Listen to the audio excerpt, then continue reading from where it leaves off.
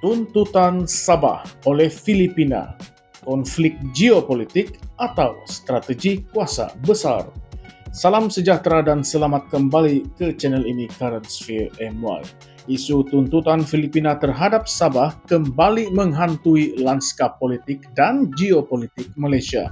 Bekas adun petagas Datuk James Lee Gunjang dalam satu kenyataannya menekankan bahawa ketegangan ini semakin meruncing bukan sahaja kerana tuntutan Filipina yang berterusan, tetapi juga disebabkan oleh campur tangan kuasa besar seperti Amerika Syarikat.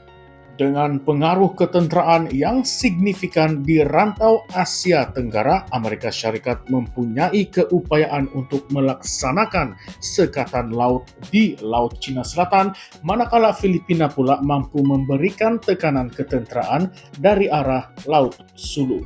Gabungan ini, jika digunakan dengan niat yang salah, mampu mengheret Sabah ke dalam konflik berskala besar yang akan merugikan semua pihak. Dalam konteks ini, James Lee Gunjang menyeru Kerajaan Negeri Sabah dan Kerajaan Persekutuan untuk segera memainkan peranan proaktif dalam memastikan penyelesaian diplomatik dicapai. Beliau menegaskan bahawa Sabah tidak mampu untuk menjadi mangsa dalam percaturan geopolitik yang melibatkan kepentingan kuasa-kuasa besar dunia. Kehadiran ribuan, malah dianggarkan lebih 1,000,000 warga Filipina di Sabah menambah lagi kerumitan terhadap isu ini. Sebarang konflik atau ketegangan antara Malaysia dan Filipina berpotensi mencetuskan krisis kemanusiaan yang agak sukar dibendung. James Lee Gunjang turut menegaskan bahawa langkah pencegahan termasuk usaha untuk menghantar pulang warga Filipina tanpa dokumen yang sah perlu dipertimbangkan dengan serius oleh Kerajaan Persekutuan. Prinsip sediakan payung sebelum hujan amat relevan dalam konteks ini kerana kelewatan dalam bertindak hanya akan membuka lebih banyak ruang kepada risiko yang tidak diingini. Sabah dengan kekayaannya dalam sumber asli dan kedudukan geografinya yang strategik menjadi sasaran yang sangat bernilai.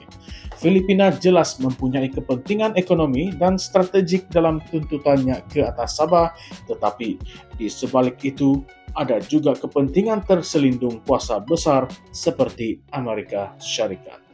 Amerika Syarikat melihat Sabah sebagai pangkalan penting untuk mengimbangi pengaruh China di Laut Cina Selatan. Dengan ketegangan antara dua kuasa besar ini semakin meningkat, risiko Sabah menjadi mangsa sampingan dalam pertikaian global tidak boleh dipandang remeh. China dengan tuntutannya melalui garis 9 dash semakin agresif dalam menguasai wilayah maritim yang kaya dengan sumber asli dan laluan perdagangan penting. Amerika Syarikat pula mahu memastikan kebebasan laluan perdagangan ini dikekalkan dan tidak dikawal sepenuhnya oleh Beijing. Oleh itu, Sabah yang berada di tengah-tengah laluan strategik ini menjadi lokasi yang amat berharga untuk kedua-dua pihak. Namun, persoalannya di manakah kedudukan Sabah dan Malaysia dalam percaturan ini? Adakah kita sekadar akan menjadi buah catur dalam permainan geopolitik kuasa besar? James Lee Gunjang turut mengingatkan bahawa sejarah telah banyak memberi pengajaran tentang bagaimana konflik kecil mampu berkembang menjadi peperangan berskala besar yang membawa kehancuran kepada rakyat dan negara. Gaza, Syria, Ukraine, dan beberapa negara lain telah menjadi bukti nyata bagaimana percaturan kuasa besar akhirnya hanya membawa kesengsaraan kepada penduduk tempatan. Sabah tidak boleh dibiarkan menjadi seperti wilayah-wilayah tersebut. Infrastruktur musnah, ribuan nyawa terkorban dan penduduk tempatan terpaksa menjadi pelarian di tanah sendiri. Oleh itu, Kerajaan Negeri Sabah dan Kerajaan Persekutuan harus memastikan pertahanan Sabah diperkuatkan dengan penempatan aset tentera dan laut yang strategik. Ini penting bukan sahaja untuk mempertahankan kedaulatan Sabah, tetapi juga untuk memastikan kestabilan di rantau ini. Namun, Penyelesaian secara diplomatik adalah jalan yang paling berkesan. Kerajaan Malaysia perlu meningkatkan usaha diplomatiknya bukan saja dengan Filipina, tetapi juga dengan negara-negara kuasa besar seperti Amerika Syarikat dan China. Rundingan yang telus dan adil perlu dilaksanakan bagi memastikan Sabah tidak terus menjadi titik panas dalam pertikaian geopolitik serantau. Selain itu, Malaysia juga perlu menggunakan saluran antarabangsa seperti Pertubuhan Bangsa-Bangsa Bersatu atau PBB untuk mengukuhkan kedudukan dan kedaulatan Sabah di mata dunia. Dalam konteks ini, beberapa persoalan timbul.